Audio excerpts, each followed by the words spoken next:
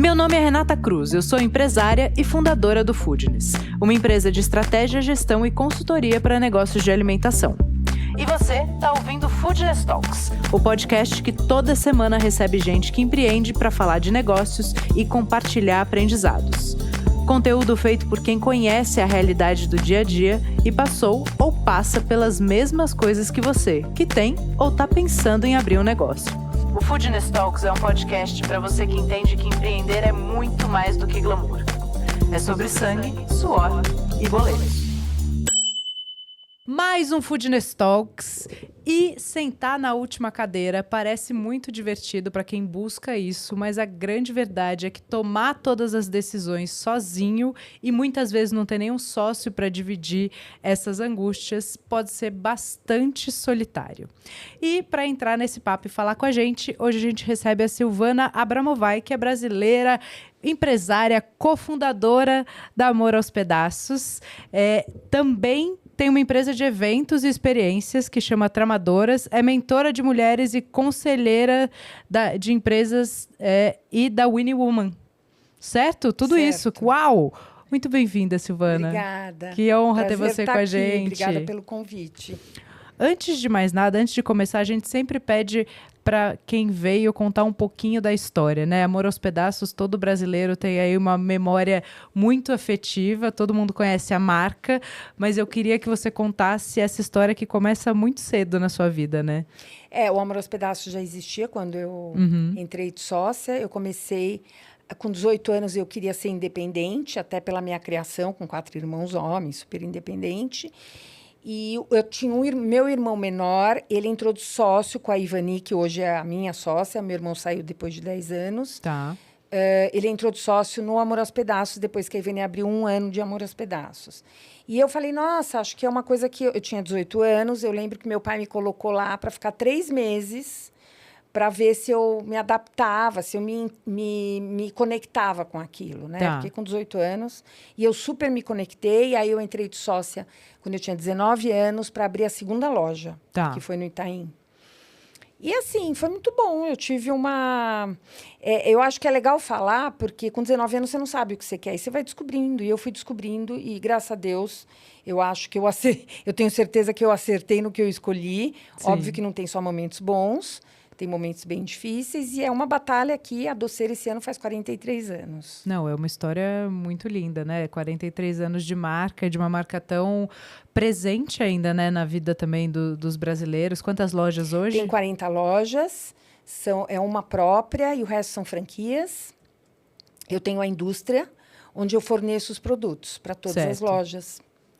Vamos falar um pouquinho do formato? Isso é muito legal. Sempre foi assim? Sempre vocês tiveram a indústria e vocês forneceram para todas as lojas? A gente chegou a ter 10 lojas próprias. Tá. E quando a gente teve todas essas lojas próprias, a gente percebeu que tinha espaço no mercado para a gente crescer. E a gente foi procurar e estudar no mundo que tipos de negócios que existiam que a gente poderia fazer. E a gente estudou franquia nos Estados Unidos. Tá. E a gente quis empreender através da franquia no Brasil. Foi muito cedo, 1985, 86. Não existia associação de franchise, não existia lei de franquia.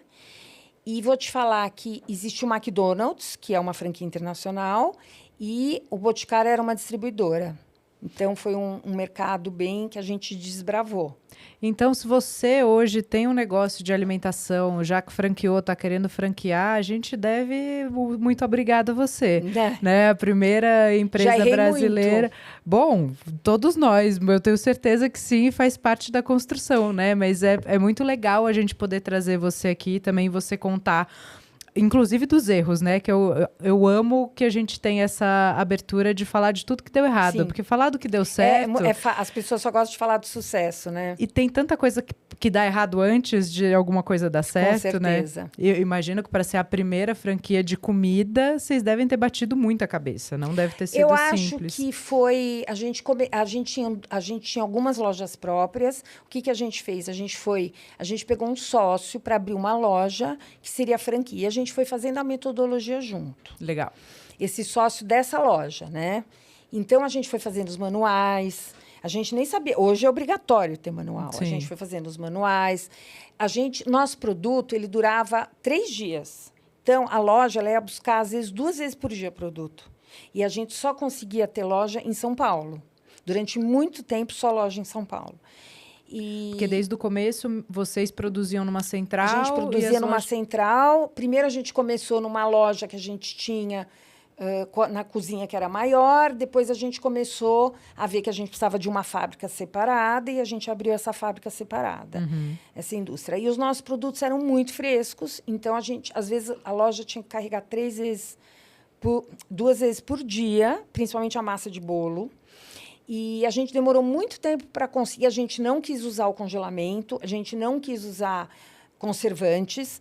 E a gente demorou muito tempo para conseguir crescer por causa disso. Tá. E aí a gente franqueou um monte das nossas lojas, das 10 que a gente tinha, a gente franqueou 5. Depois desse teste que a gente fez os manuais, aí a gente franqueou as 5 lojas. A gente tinha 10, franqueamos 5. E fomos vendendo as nossas lojas para fazer a franquia e foi. Tá. E aí, quando a gente quis crescer para fora, aí o erro que a gente cometeu. Quando a gente quis crescer para fora de São Paulo, a gente teria que fazer uma master franquia da fábrica. Então, a gente chegou a fazer 2 master franquias, uma em Curitiba e uma no Rio de Janeiro. E essa master franquia, a gente franqueou a cozinha também, a produção. Tá. A gente teve durante algum tempo, só que o grande problema franquia é um aprendizado constante. E cuidar de franqueado é um aprendizado constante. Então, a gente percebeu que os nossos candidatos, os nossos parceiros master franqueados, eles não conseguiam tomar conta de tudo. Tá.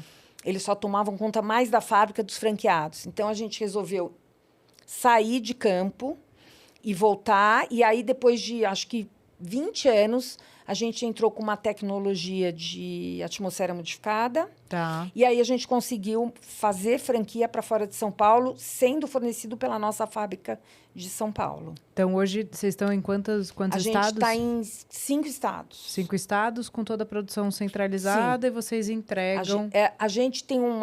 A gente entrega para as lojas fora de São Paulo. Para as lojas de São Paulo, os franqueados pegam semanalmente. Tá. Eles contratam uma logística e eles que carregam. Tá bom. Legal. E, Silvana, a jornada começou muito cedo, né? E como foi a história? Porque hoje a gente fala, a gente se sente sozinho depois de muitos anos. Tem outro peso do que se sentir sozinho lá atrás. Né? Com certeza. Queria que você contasse um pouco dessa jornada inicial. Como foi aprender, até virar gente grande, né? Eu comecei com 18 também, meu primeiro CNPJ. Como foi essa experiência? Não foi fácil. Eu ainda era muito criança, né? Então, a minha sócia, ela tem vários anos a mais do que eu. Aprendi muito com ela, com meu irmão, quando ele saiu depois de 10 anos. A gente tinha essa troca, mas é uma troca sempre interna. Né? Vocês estão olhando, eu e os meus sócios, e hoje eu e a minha sócia, a gente olha o nosso universo. Né? Obviamente, a gente viajou o mundo. Eu falo que hoje o mundo ficou muito mais fácil, porque hoje você compra a tendência. Né? Antigamente não existia isso. O acesso é muito mais fácil. A gente viajava 3 vezes por ano para entender as tendências realmente que estavam acontecendo no mundo. E hoje, você faz um clique na internet, você já descobre... Você pode fazer toda a tua pesquisa na internet, não existia. Sim. Mas eu acho que ao longo da jornada é muito difícil. Eu acho que o poder, obviamente, quando eu falo poder, eu não estou nem falando de muito poder, né? Eu estou falando das decisões, né? Sim. Ela é muito solitária. E a gente dividia você não ter funções. Ser ninguém para te falar isso vai dar bom ou vai dar ruim, né? Porque quando a gente tem 19, a gente ainda tem pai e mãe ali meio perto, né? Sim. A hora que você está à frente de uma empresa, você fala, bom, isso aqui eu que tenho que decidir sozinho, e se der errado... Na verdade, a gente decidia no começo os 3, mas era muito com olhar, por mais que a gente viajasse, era muito olhar, não era externo, né? A gente não tinha, principalmente a mulher, a gente não tinha essa rede de apoio, né, como a gente tem hoje. Então, acho que com o tempo, e você vai errando e vai aprendendo. Quem não erra... é porque não tentou. Sim. Né? Então, a gente cometeu vários erros, eu acho que a gente continua cometendo, todo mundo, né? E o mundo está mudando muito rápido, né? Os formatos de negócio também, Os formatos estão né? mudando muito rápido, eu acho que a pandemia foi um marco. A gente viveu 3 planos econômicos, que teve um dia que ninguém tinha dinheiro, abri minha loja, ninguém tinha dinheiro para comprar um doce para ir na rua, porque pegaram dinheiro de todo mundo. Então, assim, brasileiro, ele vamos combinar, um ser que realmente se adapta muito bem. A gente se reinventa o tempo inteiro, né? Eu acho que a pandemia foi o pior de tudo, além das vidas perdidas.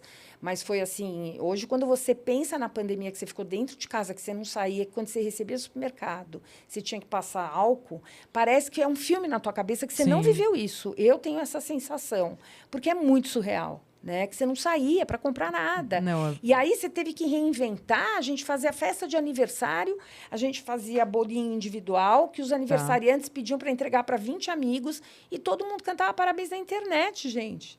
É assim... Vivemos um filme, né? A gente viveu um filme de horror, né? Sim. Um filme de horror. E me conta uma coisa, você hoje... Né, porque você saiu da empresa e voltou, né? Conta um pouquinho desse pedaço. Eu tenho muitas coisas, muita história, né? São muitos anos. A gente chegou né?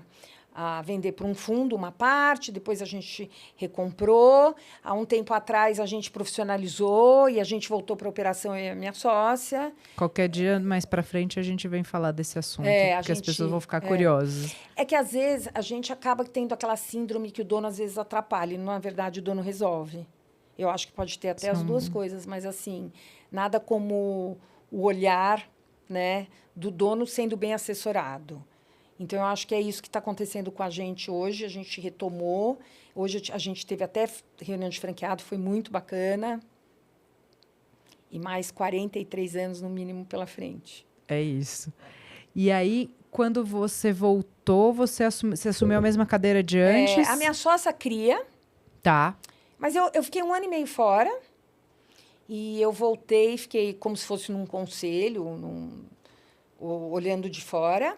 É estranho ficar no conselho de uma empresa que você ajudou a construir? É bem complicado. Imagina, eu acho que eu ia ter um treco. E depois de 1 ano e meio a gente voltou, a minha sócia cria os produtos. Tá. E cuida da fábrica e eu cuido do resto, dos franqueados, da parte financeira, da parte administrativa, de franquia, de expansão, marketing, operações. Sim. É bem dividido, mas a gente interage. Tá. Mas sempre muito importante você ter um olhar de fora.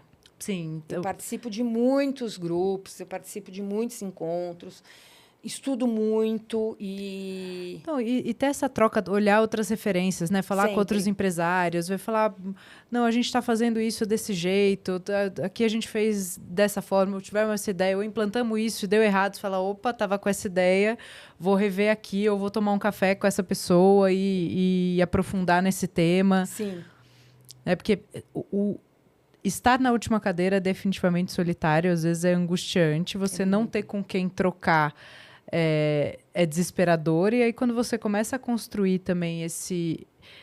Ou se rodear, né, criar vínculos com pessoas que vivem a mesma realidade que você, isso vai aliviando.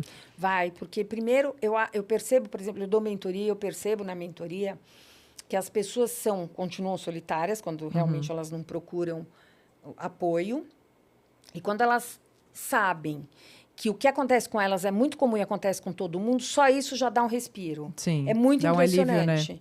Dá um alívio. Então, essa troca é muito importante, eu aprendo muito.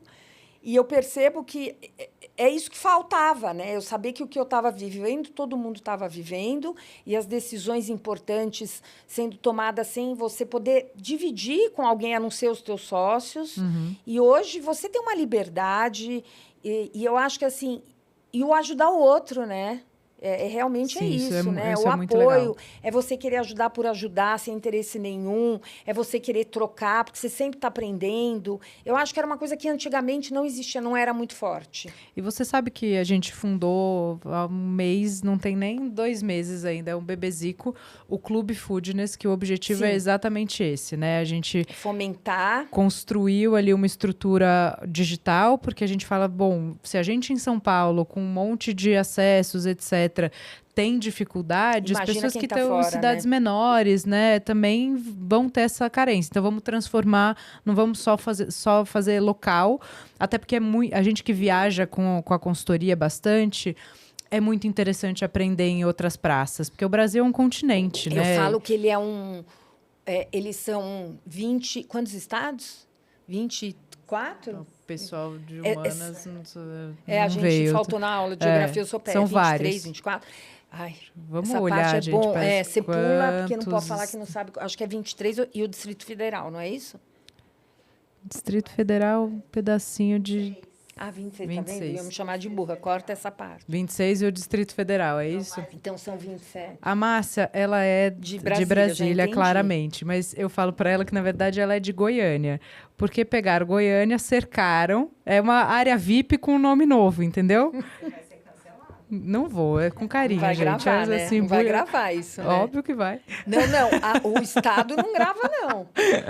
Mas, então, são 26 estados e o Distrito Federal, e eu digo que são 27 países. Sim. Gente, é uma coisa impressionante como a cultura brasileira é uma pena que a gente não aproveita tanto. Eu tenho uma paixão por Belém. Sim, é um lugar muito lindo. Eu tenho uma paixão por Ver o Peso.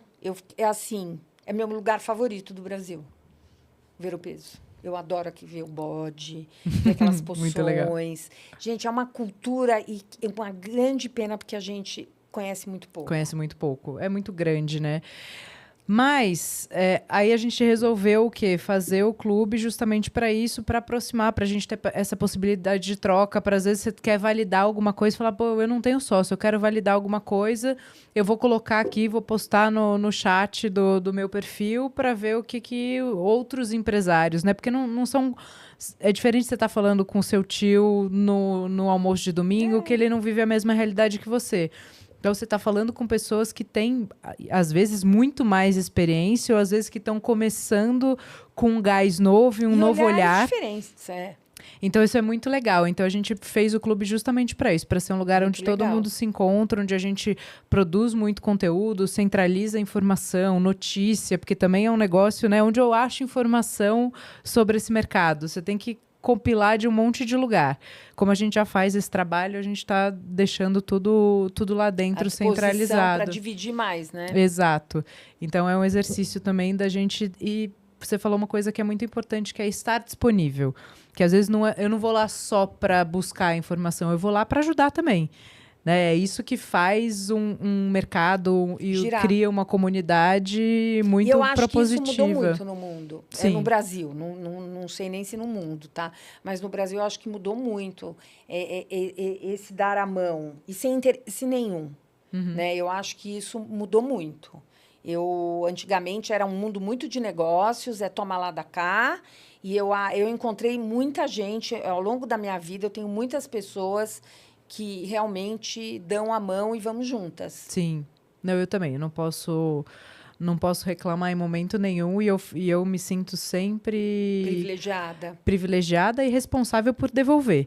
Porque eu recebi muito. Assim, em vários momentos que eu precisei, eu tive amigos muito próximos ou pessoas que nem eram amigas, mas eram amigos de amigos e que se botaram super à disposição. Então, eu acho que também o quanto a gente está disposta, né, a se doar, abrir a nossa vulnerabilidade, porque às vezes isso é muito difícil também, né? Eu acho que é difícil, mas a maturidade ajuda. Sim. A maturidade faz toda a diferença na vida, né? Quanto antes se amadurecer, mas nada como o passar dos anos. Nada como o passar dos anos. Com certeza, a maturidade vai deixando absolutamente tudo mais fácil. Porque você se mostra vulnerável, você não se mostra que você é né? Não, você é uma pessoa normal, até com a pessoa que você está dividindo. Eu tenho as mesmas dores, eu tenho dores piores. Sim, entendeu? às vezes você fala... E não é o teu círculo de amigos íntimos, né? Porque, Sim. assim, o teu círculo de amigo íntimos é teu círculo de amigo íntimo. Você desabafa outras coisas, né? Sim, e às vezes são outras... Experiências, é um segmento vivências. muito específico, né? O qual? De alimentos? Eu acho. Alimentos e bebidas. Eu não sei se a palavra é um certo sacrifício, né? Mas é raiz, hein? Não, e só pegar que qualquer coisa que você compare, qual é o outro estoque que estraga em 3 dias? né? Porque isso faz toda a diferença entre você estar falando com alguém de varejo, você está falando com alguém que tem loja de roupa, que também tem a coisa da coleção, etc. Mas você trouxe um bolo pra gente. Ele dura 2 dias, 3 né? dias. Mas, quer dizer, ele é gostoso fresco, né? É. Mas o que eu quero dizer é que eu acho que o mesmo sendo difícil, eu hoje estava fazendo uma apresentação para os franqueados e fiz algumas apresentações do mercado, né? Um dos mercados que mais crescem junto com o mercado de bem-estar e beleza é a alimentação. Sim.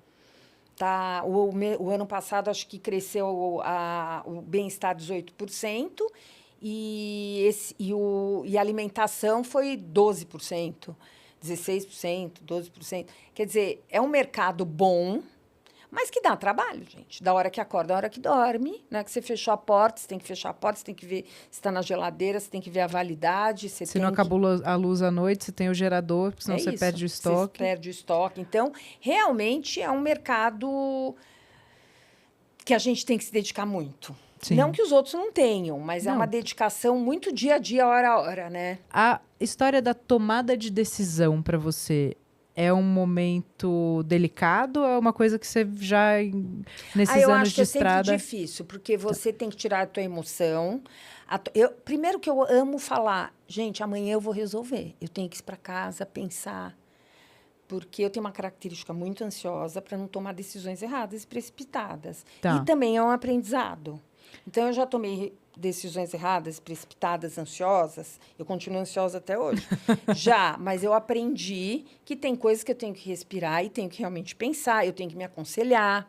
Você vai abrindo, né? Decisões mais difíceis. Eu acredito que todas as decisões com emoção são extremamente arriscadas. Sim. Sempre. Ao longo da minha vida, sempre foram. Graças a Deus, eu acertei muito nessas que, ao longo da minha vida, eu tive decisões muito emocionais, mas a gente vai aprendendo, né? Mas eu acho que é um exercício diário, porque você quer decidir logo e você quer...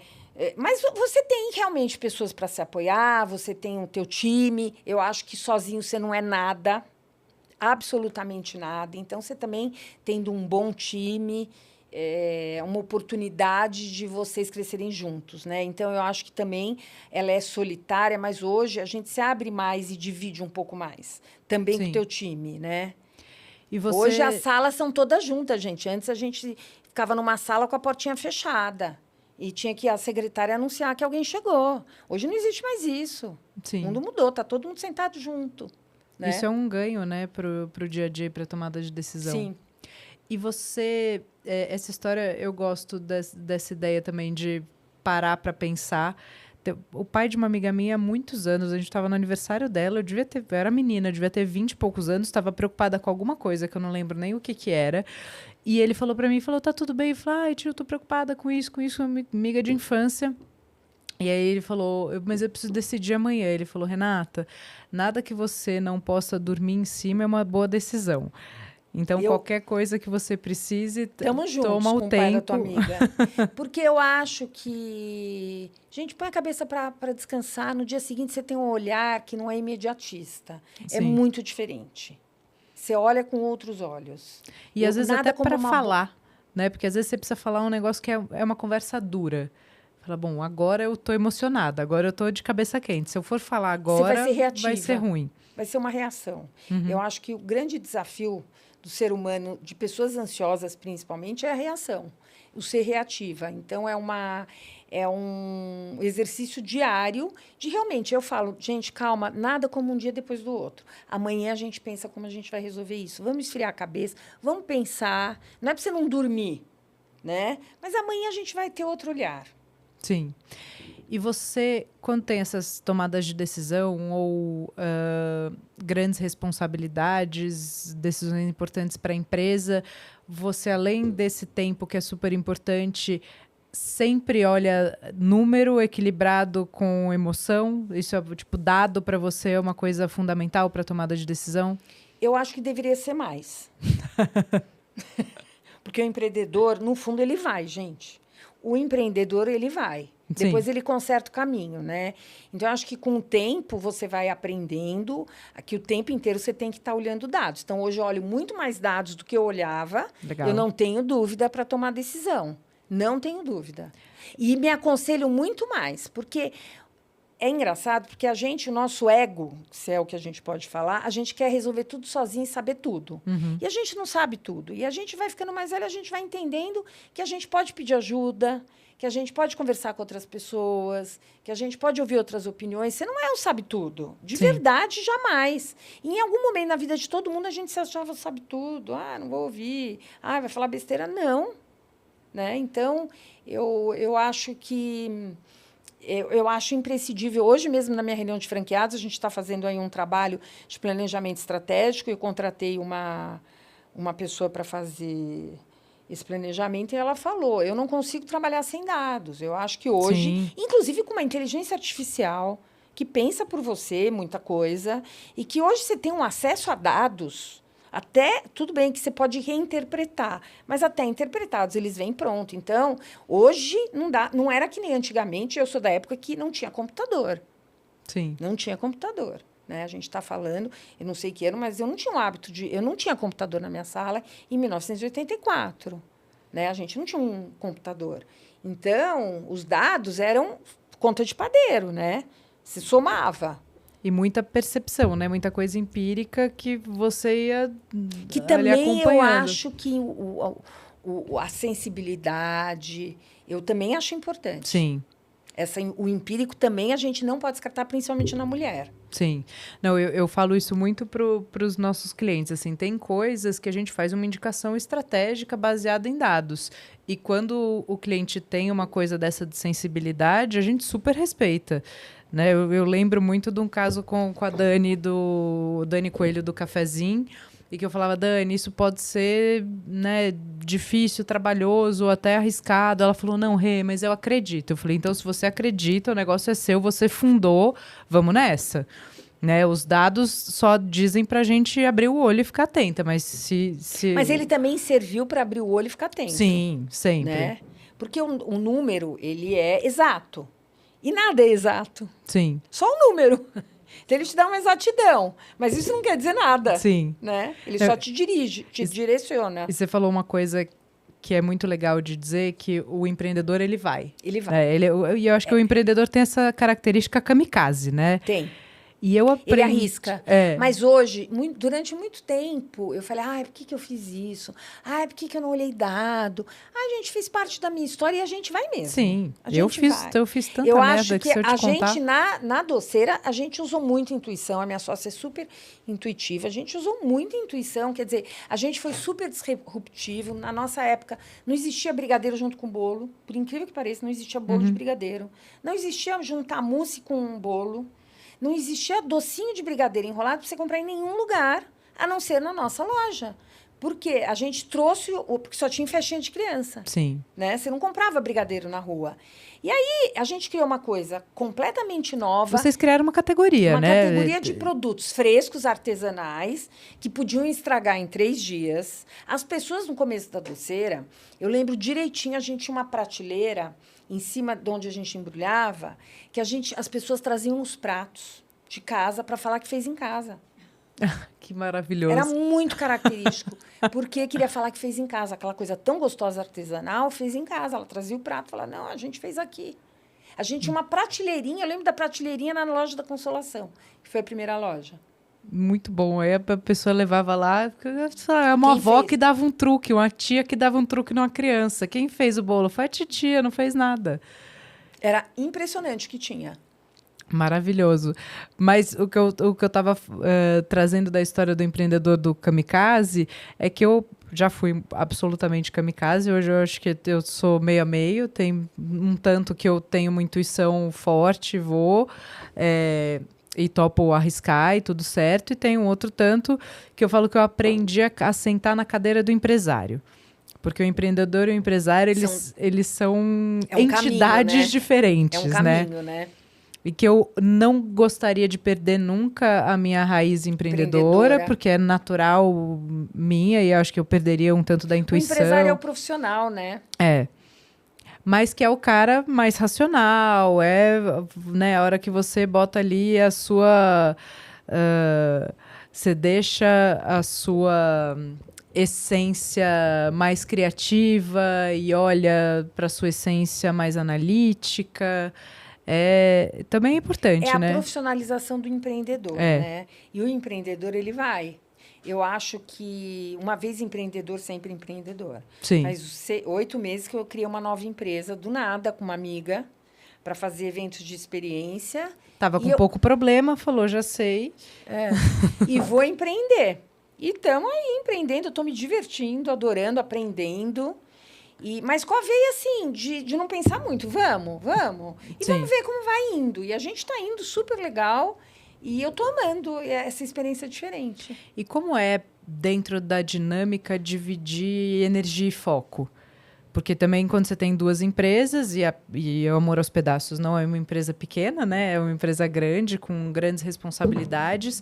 Como é essa dinâmica de dividir a responsabilidade, o foco e o tempo? Eu divido muito tempo, eu sou super organizada e prioridades. Tá. Então, como eu sou workaholic, eu não tenho limite.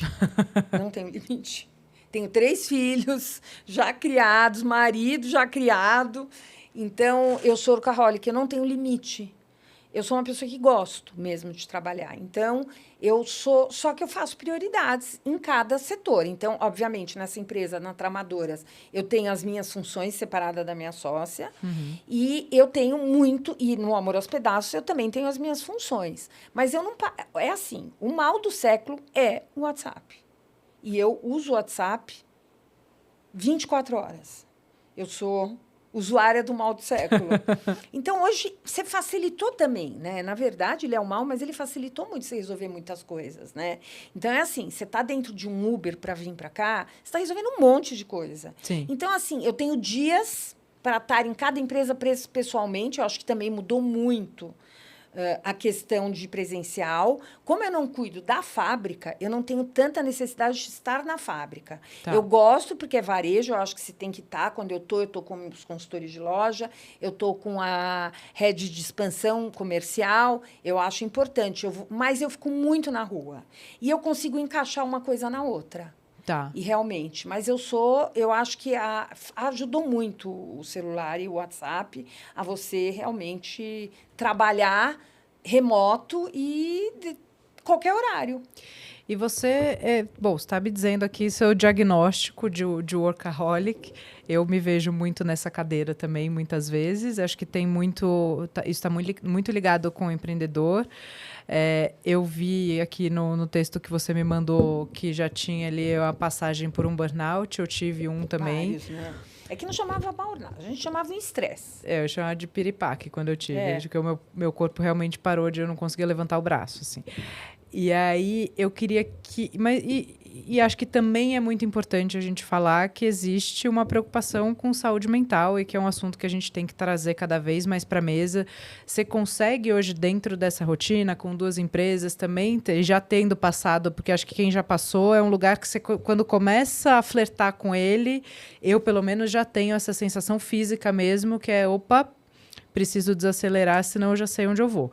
Eu acho que a tentação de não parar é grande. Mas nessa parada que eu dei nesse 1 ano e meio, eu mudei muito. Então, eu me dedico muito para o esporte.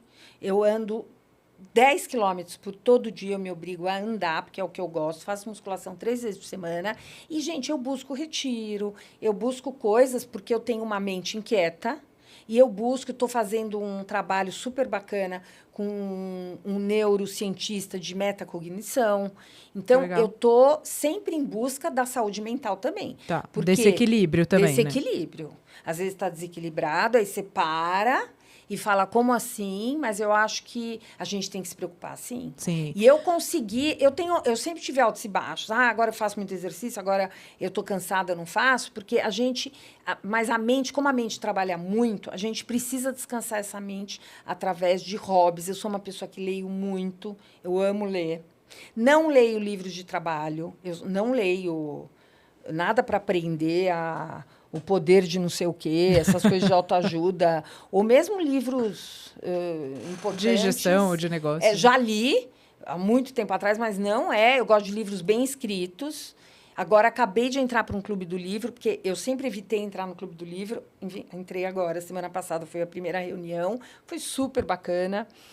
E eu acho que você tem que sempre procurar teus hobbies, você tem que se divertir, né? Sim. Eu não tenho dúvida. Você tem que tentar ser o mais equilibrado possível. Mas quem é o workaholic tem dificuldade. Tem. Aí você pega o marido que te puxa, aí pega teus Só filhos. arrumar esse, vou abrir essa candidatura. Maridos equilibrados. Mandem seu currículo, manda para a Márcia, que ela vai fazer o filtro. E os filhos, eu falo que meus 3, e eu queria também falar isso, que é super importante, que eu falo que as minhas 3 faculdades foram meus 3 filhos. Eu tenho filhos... uma filha de 33, um de 30 e um de 24. Tá. Na verdade, eles são de gerações diferentes, a de 33 para o de 24, né? Então, o de 24 é uma fera no telefone, em tudo, né? É muito diferente até da de 33. Mas eu quero dizer que eles foram minhas 3 faculdades. Eu acho que eu trouxe muito da modernidade, da inovação, de atualização minha como pessoa e como executiva, como profissional, através deles. Tá. Nesses 40 anos à frente da empresa. Tanto que, há 5 anos atrás, eu resolvi começar a dar mentoria. Eu mentoro 2 empresas no Winning Women, da Ernst Young. Eu sou conselheira de empresa. Então, eu comecei a diversificar nos últimos 7 anos um pouco a minha atuação, o que só fez bem. Você acha que isso contribuiu positivamente para os negócios? Muito, muito. Que, na verdade, é a abertura de olhares, né? Você sai daquele mundinho que você está e você começa a frequentar. Eu tive um episódio na minha vida de violência, de um assalto, de uma tentativa de sequestro muito forte. Eu fiquei 20 anos com medo. Eu imagino. Então, eu me despertei há uns 10 anos atrás, realmente. Eu falo que eu quero tirar o atraso. Porque, realmente, eu fiquei um pouco mais reclusa. Né? Então, nos últimos anos, eu posso te falar que eu estou compensando. Sim, voltou a ficar mais aberta, né? Sim. Conseguiu também curar o trauma, né? Porque Sim. tem... Acho que o trauma você não cura. Sempre existe um trauma, né? Administra. Mas faz parte. Sim. Das mazelas da vida, né? Sim, você me contou um pouco. Era uma época onde a coisa do sequestro era tipo uma atividade, né? E muito complexo mesmo. Nem consigo nem imaginar.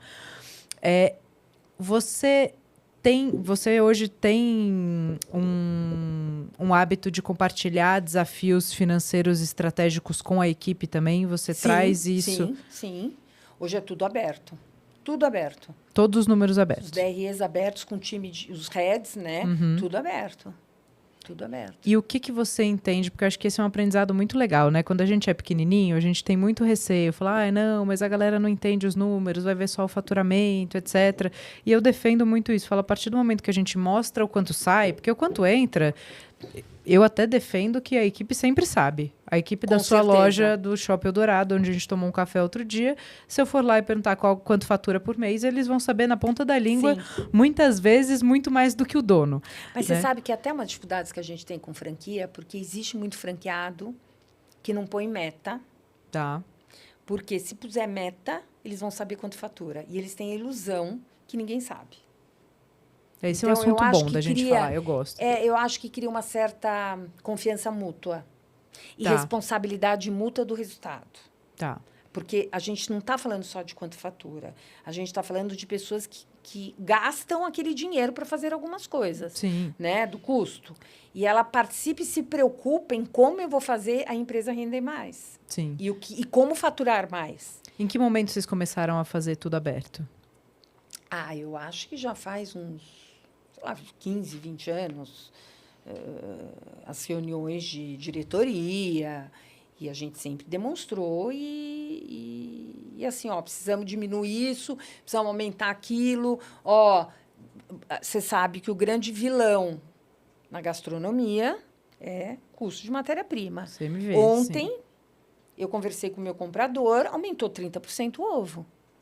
Olha o que eu uso de ovo. 30%. né? Na pandemia foi o grande... Você nunca repassou o custo que você teve, o aumento de custo na pandemia.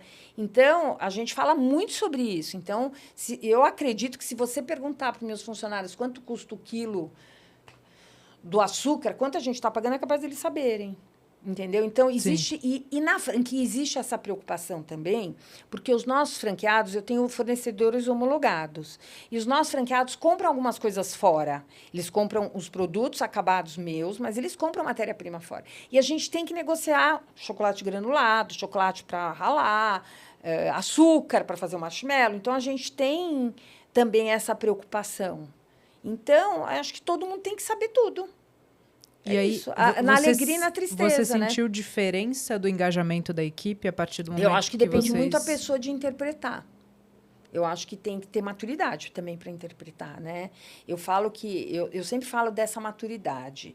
Na pandemia, eu era super anti-trabalho remoto. Uhum. Super. Não é que eu sou contra trabalho remoto, é que eu acho que no varejo...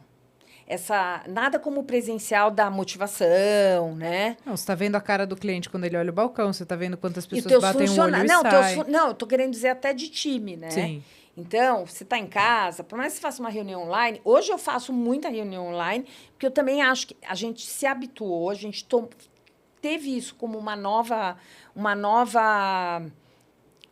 forma de fazer. Facilitou muita coisa, porque você tem um trânsito horroroso. Sim. E é olho no olho também. Então, tudo bem. Mas eu acho que quando você tem que reunir time, reunir mesmo, para você ir lá, sabe, no cantinho da cozinha, tomar um café, 3, 4 pessoas conversando, Sim. Isso não tem preço.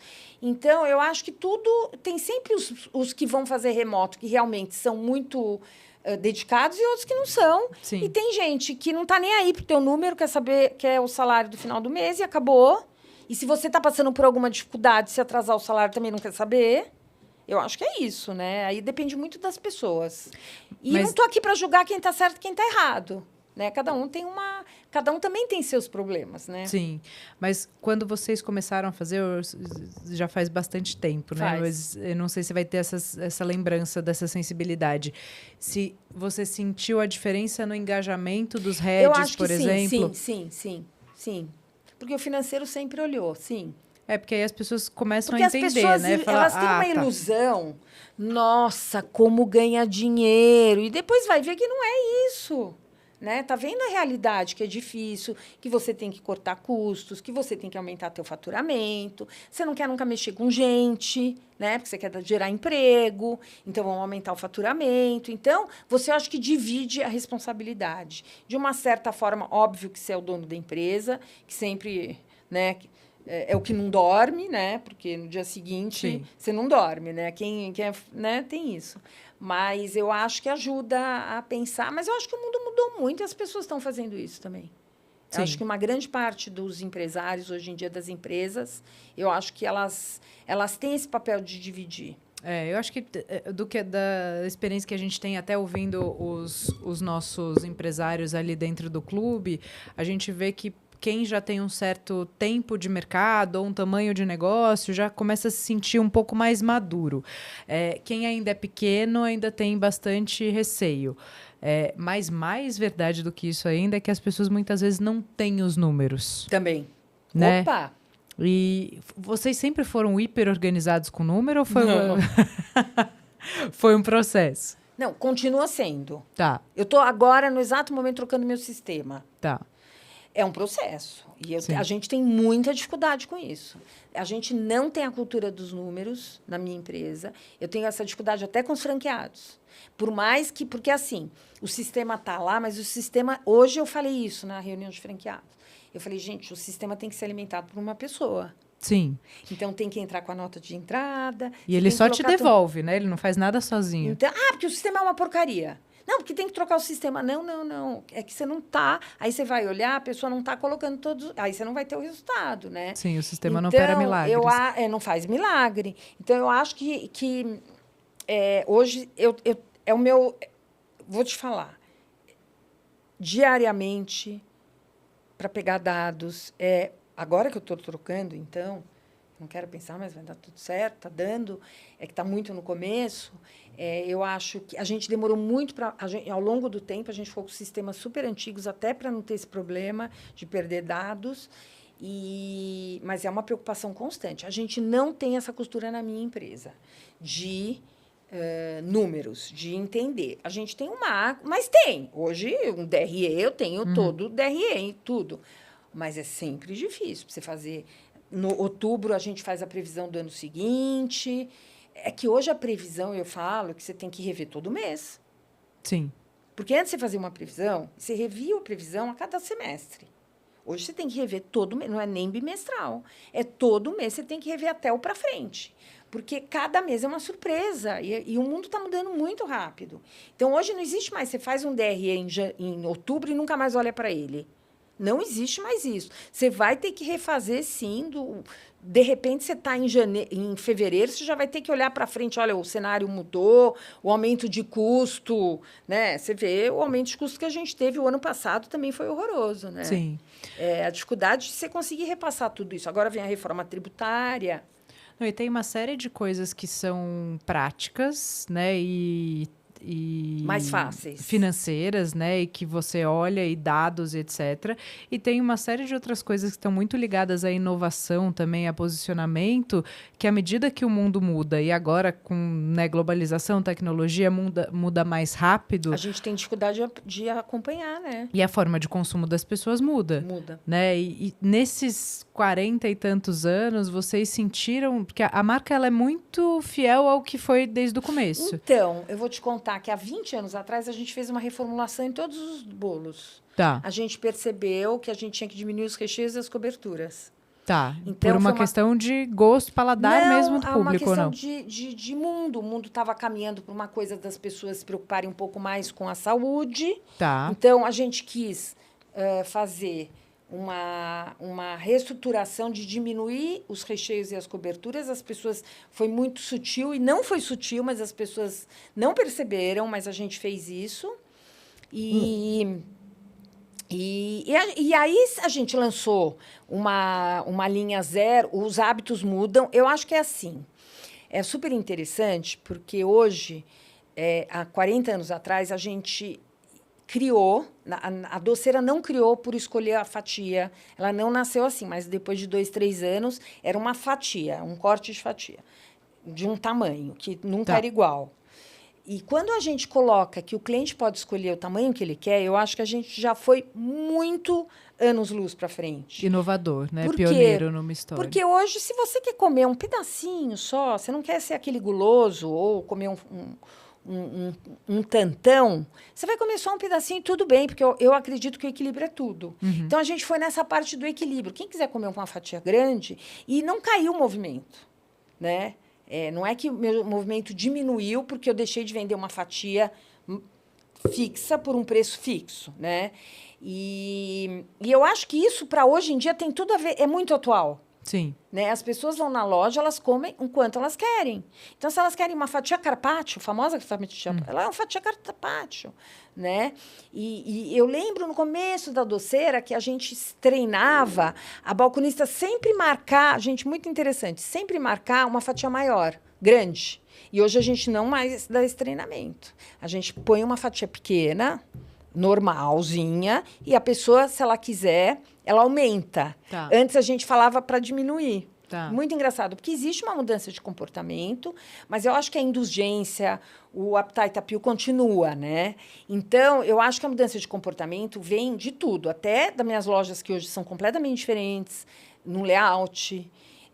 Eu lembro quando a gente abriu, não existia praça de alimentação. A gente abriu nas primeiras praças de alimentação.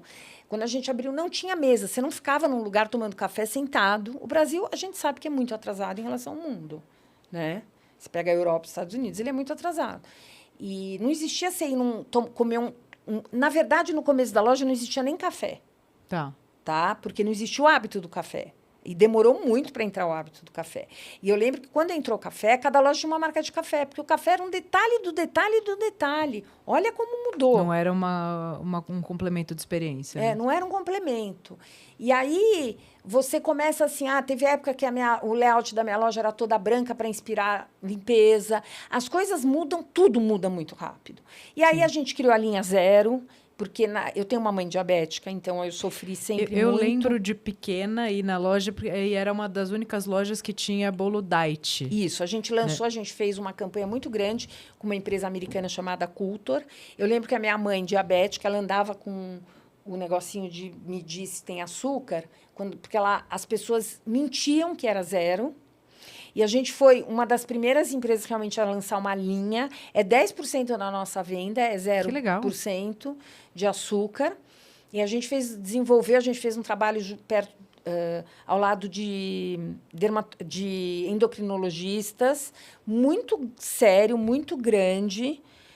Tivemos o selo dos diabéticos para atender esse público. E hoje a gente tem produtos sem glúten e produtos sem lactose. Isso que eu ia perguntar, porque também quando a gente está falando dessa evolução, né, e do mercado andando, antes era tudo diet, aí passou uma época C0, aí depois era xilitol e não sei o quê, e agora tem o sem glúten, sem lactose.